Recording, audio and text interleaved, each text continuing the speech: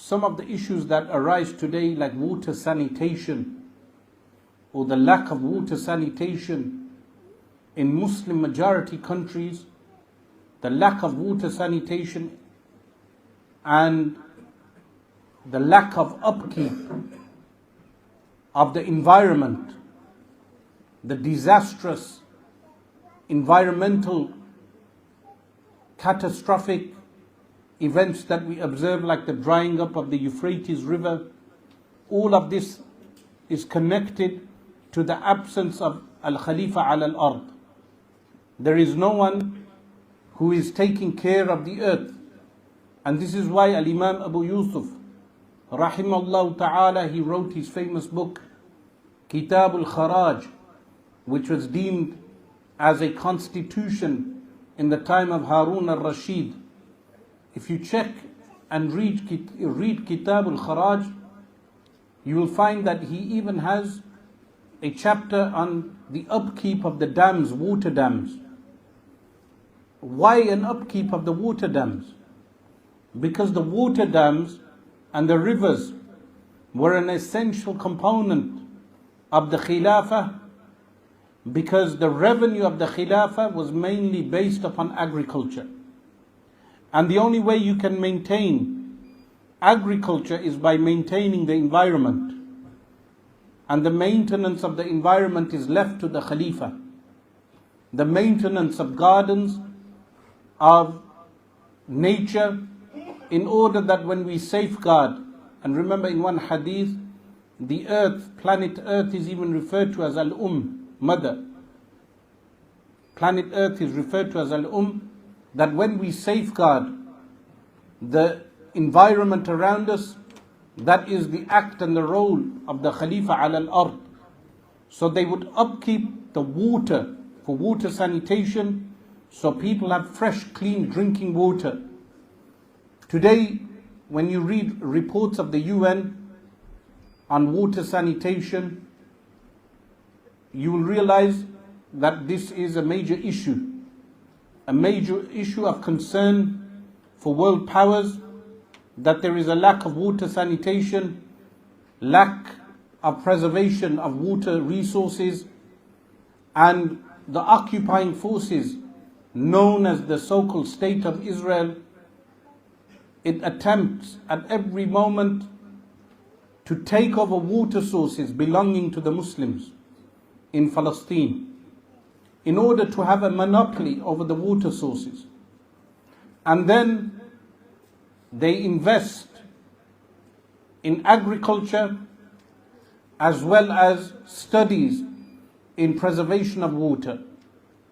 Aside from making atomic bombs in their free time and making atomic weapons, the Israelis also occupy water sources in order to starve those that are occupied from their right to access water, clean drinking water, and water which is utilized for irrigation.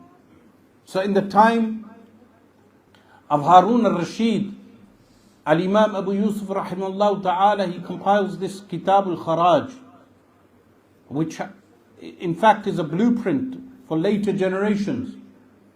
And it also destroys the theory that is forwarded by some Turkish thinkers, modern Turkish thinkers, that an alliance of the ulama with leaders is what led to the regression of Muslim society.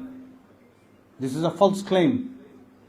And Al-Imam Abu Yusuf and his Kitab al-Kharaj, they give proof to the fact that this is a false claim. But the Khilafah then continued, not necessarily on ala nahj al-nabuwa, not necessarily on the prophetic way. We had al-Khulafa that were unrighteous. We had civil strife. We had an overturn of dynasties from the Banu Umayyah to the Banu al-Abbas to the Banu Uthman, known as the Ottomans. And then all of that leads to the events of 1924. Of course, the events of 1924, where there is a formal abolition of the Khilafah at the hands of Ataturk. But as Sayyiduna al-Nawas ibn Sam'an radiyallahu anhu, he relates that the Khilafah shall return, and meaning from Sayyiduna Rasulullah sallallahu alayhi wasallam, and Sayyiduna al-Nawas radiyallahu anhu, he mentions the capitals. And remember the rule that is mentioned in the ahadith, those ahadith concerning eschatology. It mentions that the Asima, the capital of the Khilafah, shall never return back to where it was at one point. If it existed in a particular city, it will not return back to that city. Starting from Al-Madinah Al-Munawwarah, then we go to the city of Damascus, because under Muawiyah radiallahu anhu, the capital was made Damascus. Then from Damascus, the Banu al-Abbas, they construct the city of Baghdad, also known as Al-Zawra. Then Baghdad remains the capital until a Sultan Al-Fatih, rahimahullah ta'ala, he conquers Constantinople, which became known as Istanbul. That is the fourth capital. None of these four capitals will the Khilafah ever return back to as a capital city. It will not return back to Al-Madinah Al-Munawwarah. It will never go back to Damascus. It will never go back to Baghdad. And it will not go back to Istanbul or Istanbul. Because when we are told that Al-Imam Al-Mahdi radiyallahu anhu will reconquer Constantinople, that is not without reason. Today, Constantinople has a kufr constitution. There is Ataturk worship in Turkey, to the point that they hold yearly ceremonies to visit the grave of Ataturk and salute Ataturk and his achievements, a kafir, the founder of the state who was an unbeliever. So the Khilafah will not return back to Istanbul as its capital. If you remember, many people were mentioning 2023 as a year of change because of the Turks being able to tax the ships that enter the Bosphorus. 2023 has arrived and gone. The Ottoman Caliphate will not return. That was a period in our time that passed, and Rasulullah sallallahu alaihi wasallam praised the Sultan who conquers Constantinople, which was no less than a Sultan Al-Fatih rahimahullah, as in the hadith in the Musnad of Imam Ahmad and the Sahih of Ibn Hibban. It's a Sahih hadith praising the Sultan that conquers Constantinople and the army. But there is a new phase that we must realize, and that phase is mentioned in the hadith, that the fifth and final Asima, capital of the Khilafah, will be the city of Al-Quds al-Sharif, which is known as Jerusalem. It's known as Al-Iliya. It has 17 names. Al-Quds has 17 names. Baytul Maqdis, Al-Quds, Al-Iliya, and Jerusalem being one of them. 17 names. Kathratul Asma'i tadullu ala kathrati sharaf. Excessive names showing the nobility of the city. But Jerusalem is the capital of the coming Khilafah. And this is why when Donald Trump, in his first term, announced Jerusalem as the capital for the Jews, I said, ala raghmi anfi Donald Trump, which means on the dust be on the nose of Donald Trump, because Rasulullah sallallahu alaihi wasallam has informed us that the Khilafah will return, and the Khilafah, the capital of the Khilafah, will be the city of Jerusalem. So irrelevant to what pronouncements Donald Trump made in his first term in office, the prophecy of Sayyidina Rasulullah sallallahu alaihi wasallam is something that we will see, insha'Allah ta'ala. And then in his second term, aside from bringing about potentially World War III, claiming that others may potentially bring about World War III, but when you attack the nerve center of the Muslims, and what is the nerve center? Not only for the Muslims, the nerve center for the entire world, which is the city of Jerusalem and Palestine, the whole of Palestine. When you attack that nerve center, you will cause shock waves across the world, and there will never be a potential for peace.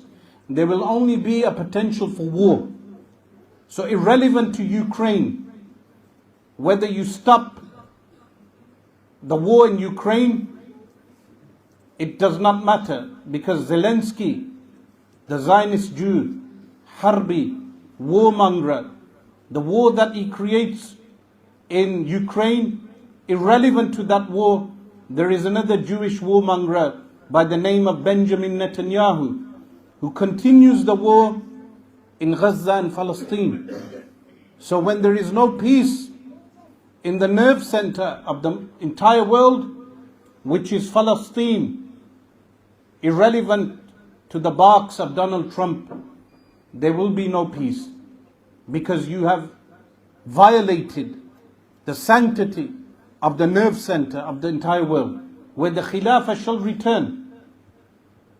And Rasulullah sallallahu alaihi wasallam informs us, when he held the shoulders of Sayyidina Nawas radiyallahu anhu, that when you see the Khilafah descend into Al-Quds, it's not regarding the conquering of Sayyidina Umar radiyallahu anhu. It's not regarding the conquering of Salahuddin al-Ayyubi rahimahullah.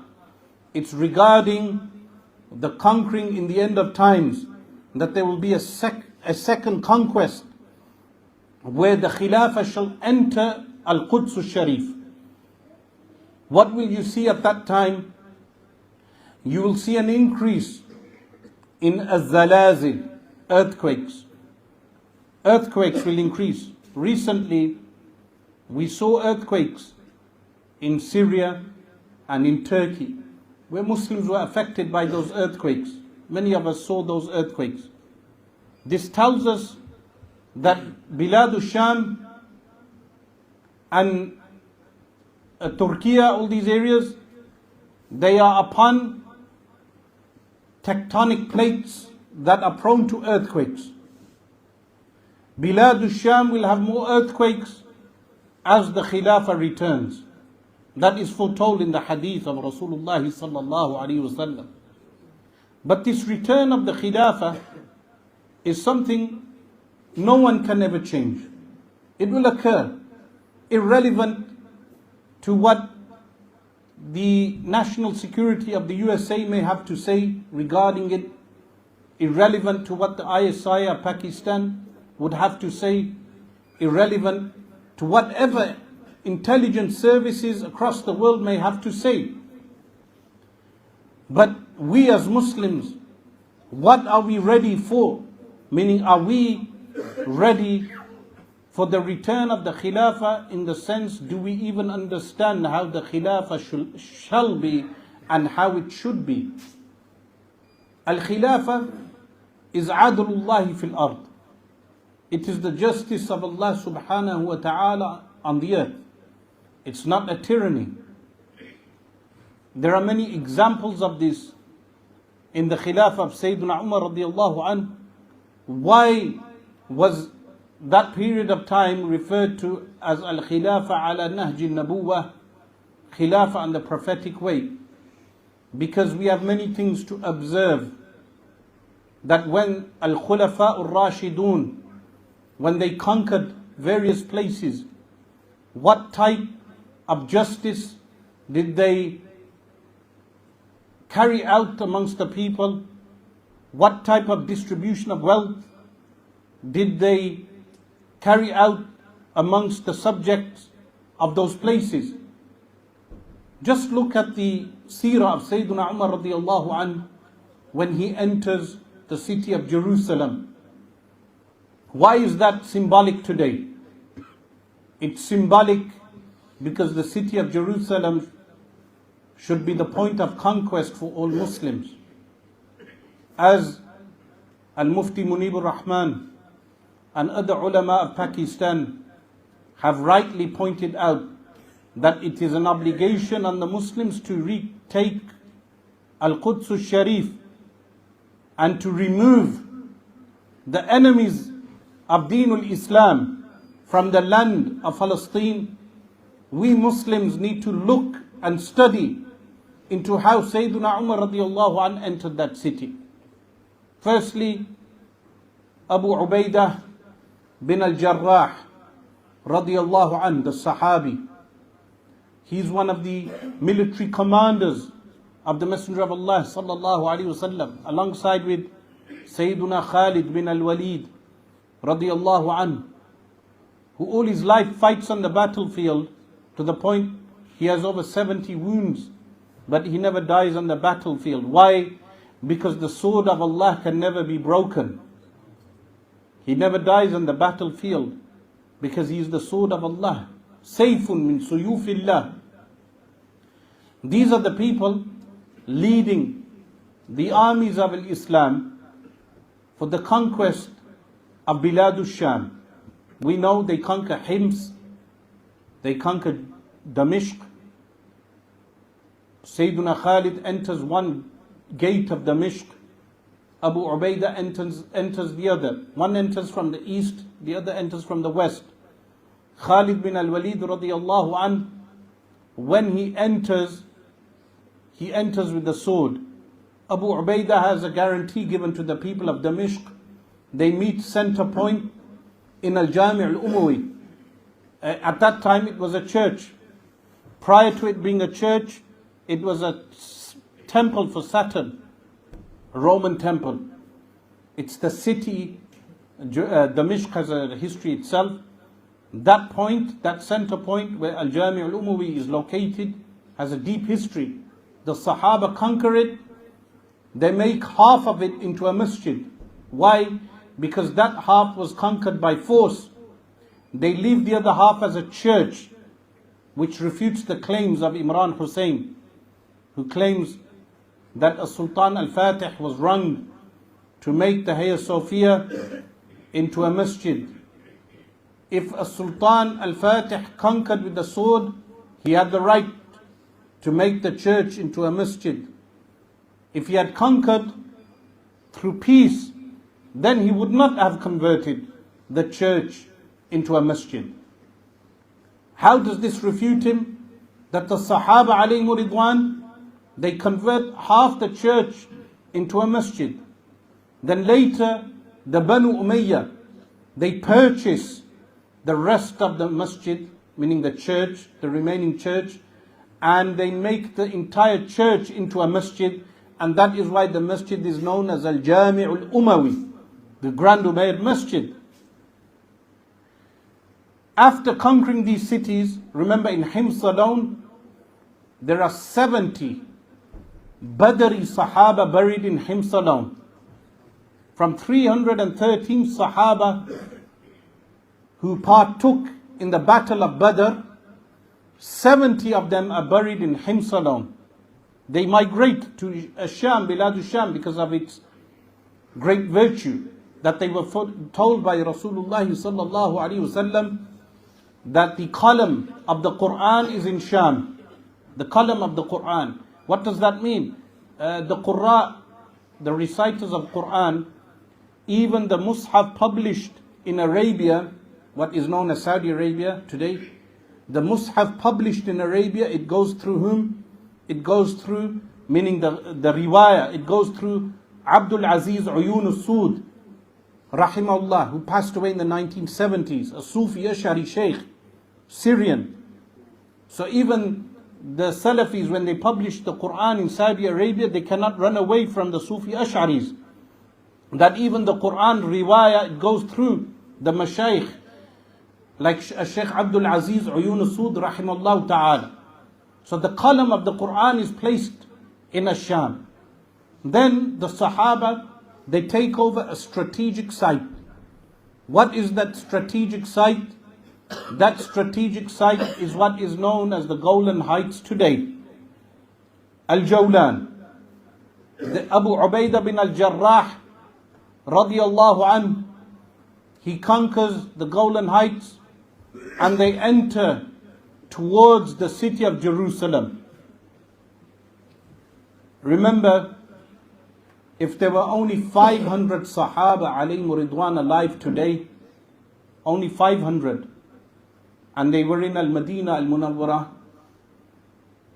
and what is happening in Gaza was happening, what do you think they would be doing? Would they be limiting themselves to qunut? Would they be limiting themselves to speeches like we are? The answer is, it was a different generation. It was a generation raised and nurtured by the best of creation, sallallahu alaihi wasallam. They enter towards Jerusalem. This is why they are referred to as Ustul Ghaba, lions of the wilderness. Ustul Ghaba, the lions of the wilderness. They enter, they surround the city of Jerusalem, and the patriarch of the city, he comes out to negotiate a deal. The details of this are found in modern history books. They come out. These Christians at the time were more similar to the Greek Orthodox Christians that we have. They come out and they say, we will give the keys of the city, but we will only give it to the Amir al-Mu'mineen, the description of whom we find in the Torah. The description of whom we find in the Torah. So what happens? They demand that Sayyiduna Umar radiyallahu anhu, he enter the city of Jerusalem and the keys be given to Sayyiduna Umar radiyallahu anhu. So Abu Ubaidah radiyallahu anhu, he dispatches a letter to Sayyiduna Umar radiyallahu anhu with the message. Sayyiduna Umar radiyallahu anhu calls for the Majlis al-Shura. Majlis al-Shura is from the Sunnah, where Rasulullah sallallahu alaihi wasallam is commanded, shawirhum fil amr. Take consultation, and he was the best of creation, yet he took consultation.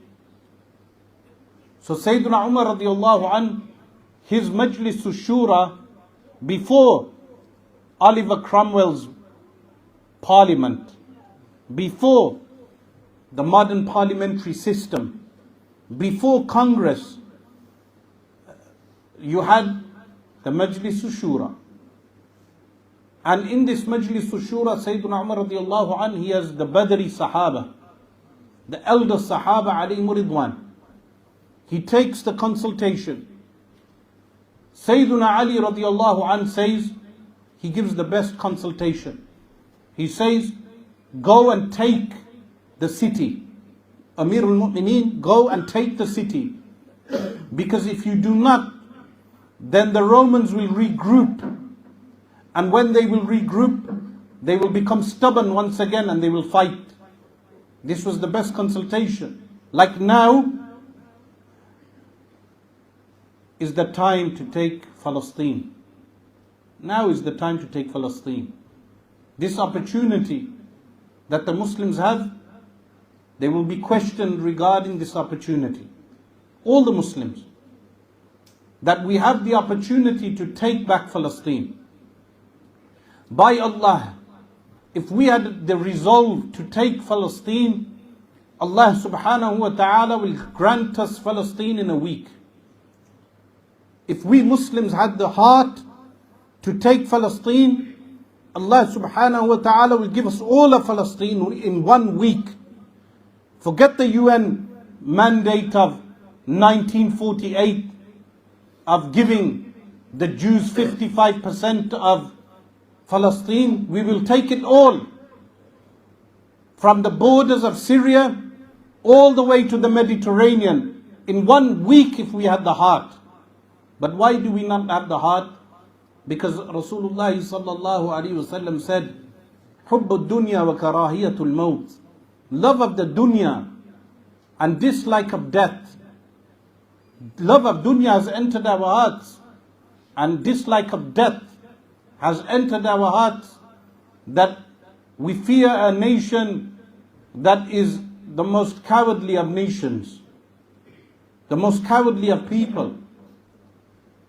So Sayyidina Ali radiallahu anhu, he gives this mashwara, this consultation, that, "O Amir al-Mu'mineen, take the city, otherwise they will regroup." So Sayyidina Umar radiallahu anhu, he leaves the city of Al-Madinah al-Munawwarah with one servant whose name is Aslam. They leave with one camel from the Baytul Mal, and they take turns in riding the camel. Sayyidina Umar radiallahu anhu will sit on the camel. He will recite Surah Yasin, and then he will complete Surah Yasin, and then Aslam would embark on the camel and ride the camel. And Sayyidina Umar radiallahu anhu will pull the cord of the camel. They continue doing this until they pass the Golan Heights and they enter towards Jerusalem. When they enter the region of Jerusalem, Sayyidina Umar radiallahu anhu, he passes a point where he can see Al-Masjid Al-Aqsa, the site of Al-Masjid Al-Aqsa. Of course, the masjid itself was ruins, but the walls were still there. And he could see Al-Masjid Al-Aqsa, and he says, "Allahu Akbar, Allahu Akbar." And that mountain today is known as Jabal Mukabbir. If you ever go to Al-Quds al-Sharif, visit Jabal al-Mukabbir, the mountain where the takbir was done. And then what happens is, one of the Sahaba alayhim ridwan, he observes Sayyidina Umar radiallahu anhu, he is walking, and there is a body of water in front of him. He takes off his leather socks, he places the socks on his shoulders, and he paddles through the water. The Sahabi, he approaches Sayyidina Umar radiallahu anhu, and he says, "The people of Jerusalem are not accustomed to our ways," meaning the simplicity of the Arab ways. "Perhaps it would be better you do not do this in front of them." Sayyidina Umar radiallahu anhu says that if it were anyone else telling me this, I would have made an example of them. "نحن قوم أعزنا الله بالإسلام لو ابتغينا العزة في غير الإسلام لأذلنا الله." We are a people, meaning Arabs, that Allah gave us izzah. What is izzah? That Allah gave us honor because of Islam. When we seek honor through other than al-Islam, Allah subhanahu wa ta'ala will disgrace us. This is what the Khabith of the UAE should be told. The Khabith royal family of the UAE should be told that when you seek izzah from other than al-Islam, you will be disgraced. This is what the Jordanians, the royal family of Jordan, should be told. That when you seek al-izzah from other than al-Islam, your kingdom will go. Ayyuha al-Malik Abdullah, that today you think your kingdom is lasting because you are disgraced in front of Donald Trump, your kingdom will disappear like a mirage in the desert. suddenly in front of the eyes of the people because you did not stand up for Palestine and Gaza. If anyone wants their kingdom to last, they should stand up for Palestine and Gaza today. There is no one who stands up for Palestine except Allah subhanahu wa ta'ala will honor them. When Imran Khan was Prime Minister, I said aloud then to his jingoist fans that if he takes a strong stance on Palestine, he will never be removed. They said, you must wait. Diplomacy. Diplomacy. Where did the diplomacy lead except to jail? Today Erdogan has a chance, but his followers say diplomacy. Tomorrow Erdogan may not be around. He will just be replaced. Allah subhanahu wa ta'ala gives you a chance. Umar bin Abdul Aziz was only Khalifa for 2 years.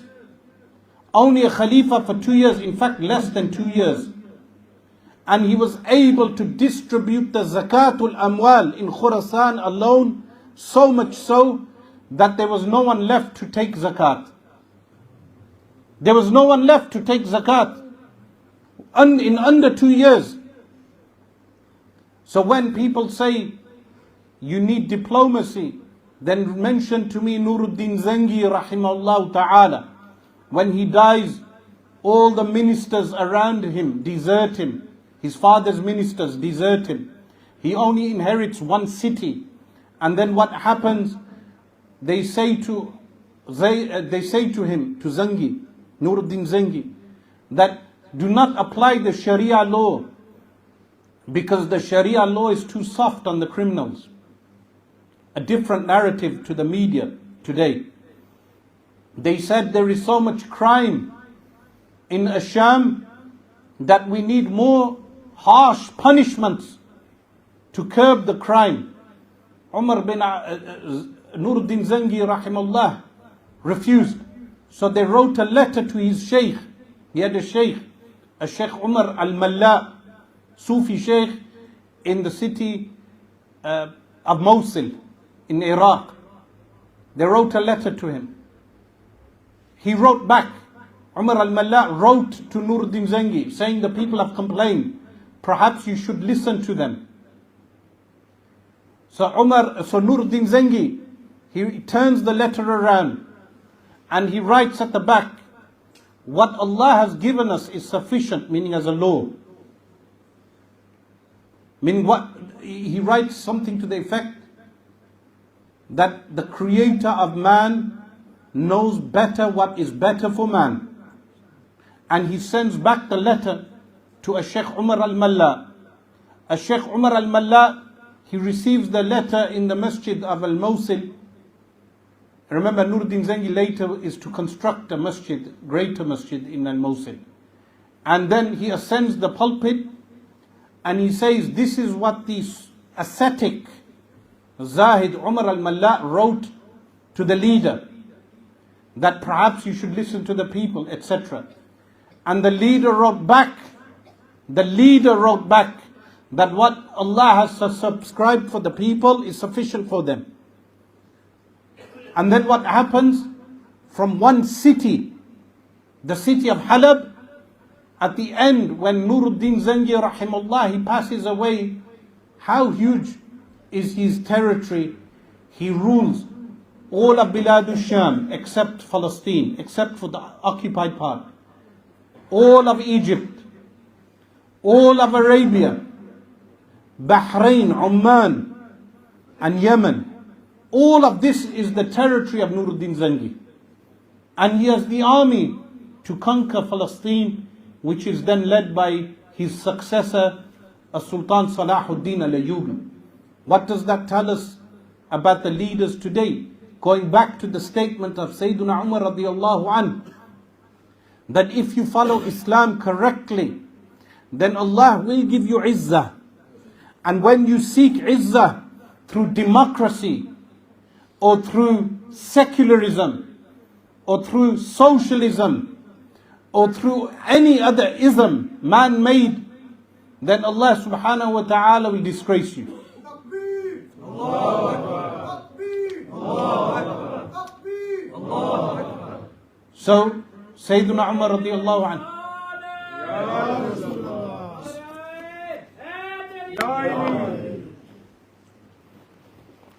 Sayyidina Umar radiallahu anhu, he enters the city, Jerusalem. How does he deal with the Christians? We know the famous story. He enters the church of the Sepulchre, supposedly where Sayyidina Isa alayhi salam was crucified. We as Muslims know he wasn't crucified. بَلْ رَفَعَهُ اللَّهُ إِلَيْهِ. Rather, Allah raised him. But the Christians have a site which they claim Isa alayhi salam was crucified. So Sayyidina Umar radiallahu anhu, he enters the church. Why? As the governing body, to observe the church, the religious site of the Christians. And he places two Arabs as the guardians of the church of the Sepulchre. Why two Arabs? Because the Christian denominations were fighting amongst themselves. And this should be a lesson to us today. That when we fight amongst ourselves, we lose strength in front of al-Yahud. Meaning in the current climate, I'm not even referring to insignificant people, I'm referring to significant people, that those who have power, when they fight amongst themselves, they will lose their power in front of the enemies of Islam. Today the whole world watches when Colonel Gaddafi gives a lecture to the Arab League saying they killed Saddam Hussein. Tomorrow they will be coming after us. Bashar al-Assad is sitting there grinning with his teeth out, thinking that Gaddafi has gone mad. Today, Gaddafi is dead. Bashar al-Assad is in Moscow. And many other Arab leaders have come and gone. But those people, they did not rule by al-Islam. They did not govern through al-Islam. When I say that we maintain unity, it means in front of the a'da of al-Islam, the enemies of Islam, the Zionists, who not only promote sectarianism online, they even have an IDF officer who speaks in Arabic telling the Muslims what to believe in.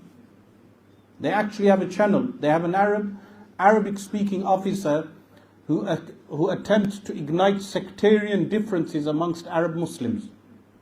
Can you believe this? A Jew telling the Muslims how to deal with their sectarian differences. So in that time, the Christian denominations, they are fighting. So Sayyidina Umar radiallahu anhu places two Arabs as the guardians. A role that exists until today. Meaning the descendants of those two Arabs, to this day, they sit outside the church of the Sepulchre. They have the only right to open and close the church. To the credit of the Christian Arabs residing in Jerusalem, do you know what some of them say? They say, we stuck to the Shurut Umari. Christian Arabs are saying, we stuck to the Shurut Umari. We stuck to the conditions of Umar radiallahu anhu, while you Muslims have abandoned them. Christians say that. So Sayyidina Umar radiallahu anhu, he prays over the road from the church, and today they constructed Masjid Umar on the site. Muslims constructed the masjid to designate the area where Sayyidina Umar radiallahu anhu had prayed. And then Sayyidina Umar radiallahu anhu, he observed some blind beggars on the road. They are begging on the road. He says, who are these people? They say, these are Christian old men. They are gone old and blind and they cannot earn a living and they beg on the roads. So Sayyidina Umar radiallahu anhu says, designate for them a pension, because we do not take jizya from them when they are young and leave them to rot on the roads when they are old. So from the Baytul Mal, a pension is allocated so no one begs on the roads. And these were Christians. And remember, one of the conditions the Christians made with Sayyidina Umar radiallahu anhu was that you do not return the Jews back to the city of Jerusalem. You do not return the Jews back. The Christian Orthodox at that time had realized something which our Arab rulers have not realized. You do not allow them to return. So Sayyidina Umar radiallahu anhu, he meets one Jewish beggar at the door of the city of Jerusalem. And he says to him, he asks him regarding Ad-Dajjal. This is in Al-Kamil fi Tarikh of Ibn al-Athir. He says to him, inform me regarding Ad-Dajjal. He asks the Jew, why? Because the Jews, their Mashiach, the Messiah, so-called Messiah, is Ad-Dajjal. So the Jew responds by saying, why do you have to fear him? Because he will be killed by the Arabs. What type of Arabs? Not your socialist Gamal Abdel Nasser Arabs, not your royalist Arabs, not your secular Arabs. These will be the Arabs who return back to Khilafah. And they will be from a Ta'ifatul Mansura, from the group that is helped. And where is a Ta'ifatul Mansura? A Ta'ifatul Mansura is around Al-Quds and the surrounding areas of Al-Quds. And then Sayyidina Umar radiallahu anhu, he goes to the site of Al-Masjid Al-Aqsa. He goes to the site of Al-Masjid Al-Aqsa. And they clear the site. And then he says to the people around him, where shall we build the masjid? Because there's no construction. Remember one thing, we have to educate our people with regard to Al-Masjid Al-Aqsa. Al-Masjid Al-Aqsa is not only where the gold dome is situated or the dark dome at the front. Al-Masjid Al-Aqsa is the entire complex. The entire complex, if you look at this complex from a bird's eye view, the entire complex is Al-Masjid Al-Aqsa. You cannot give a single inch for a church to be made on that site. You cannot give a single inch for a synagogue to be made on that site. So those Arabs who are a part of the Abrahamic Accords, and they have the likes of Bin Bayya and others, they forward this idea amongst Muslims that perhaps we can have a synagogue on the site in order to have an ecumenical unity amongst Jews and Muslims. You cannot even give a single inch of the whole of Palestine, never mind Al-Masjid Al-Aqsa. So Sayyidina Umar radiallahu anhu says, he discovers the site of the stone, upon which is Qubbatu Sakhra now. The gold dome is constructed on the Sakhra. The Sakhra is the rock from where Rasulullah sallallahu alaihi wasallam ascended into the seven heavens. And they discovered that location. Ka'ab al-Ahbar, who was an Arab Jew and then converted to Islam, he says, let's build the masjid behind the rock. Sayyidina Umar radiallahu anhu says, Dahayt al-Yahudiyya, you have emulated the Jews. We will build the masjid at the front. So they construct the masjid which is at the front, and that masjid is known as Al-Qibali. Al-Qibali meaning it faces the Qibla, purposely. So the stone is facing the back of the Muslims. Then later on, Abdul Malik bin Marwan constructed the Gold Dome Masjid. But the masjid, Al-Masjid Al-Aqsa itself, is not just the gold dome, is not just the Qibali. In the time of Sayyidina Sulaiman alayhi salam, the entire site was a masjid. Because he had jinn who helped him in construct the masjid. Jinn. And when they constructed the masjid on the entire site. Later on, As-Sultan Salahuddin al-Ayyubi gave the term Al-Haram. Why he gave that term Al-Haram? It's referred to as Al-Haram al-Sharif. Not because of the technical meaning. It's not a haram like Mecca and Al-Madinah. He gave that term so people know it's sanctified land. And no Christian or Jew can ever take that land.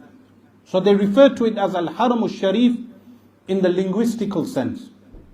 So then, the Uthmaniyun, the Ottoman Caliphate, they placed over 200 ma'alim on the site. 200 ma'alim. You go there today, there are 200 sites, locations, indicating where different Sahaba may have prayed, or different Anbiya may have prayed. For instance, the Mihrab of Maryam alayhi salam, the location of that Mihrab, over 200 sites. So no one can ever claim that perhaps we should give the Jews a temple, to construct a temple on that site. Like some prominent Muslims have been claiming, people who are paid off by the UAE. The UAE is an actual khabith state. It's an actual khabith state. And they actually fund Muslims to say such type of things. Aside from destabilizing Sudan and destabilizing Yemen and destabilizing other regions of the world, they also promote people to say such type of statements. And it's essential that we educate Muslims with regard to Al-Masjid Al-Aqsa. So this is a war that we are fighting on many fronts. There is the front of the battlefield, but there is the front of ideology. Ideologically, what do we think about Al-Masjid Al-Aqsa and Jerusalem as a whole? Will the Muslim world sell out?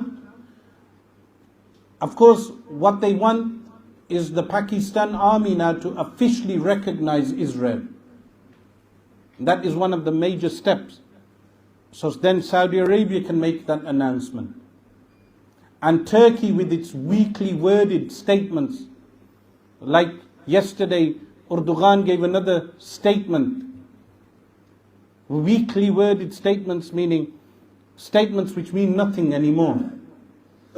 It's beyond statements when you have thousands of children dead now, thousands of children killed, and dozens dying every day.